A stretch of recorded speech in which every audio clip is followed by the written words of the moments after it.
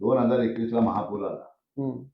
एकनाथ शिंदे साहेब चिपळूणला आले. त्यांनी प्रभावीपणे आपलं चिपळूण एक महिना सरळ झालं नसतं.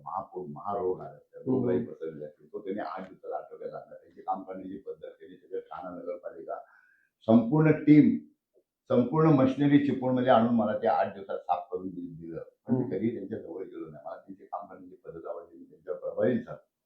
प्रभावित मी असं म्हटलं, की माणूस असावा तर असा, व्यक्ती असावी तर अशी.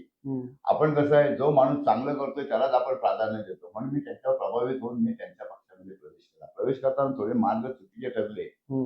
ते आम्हाला ते बेसावत केलं गेलं.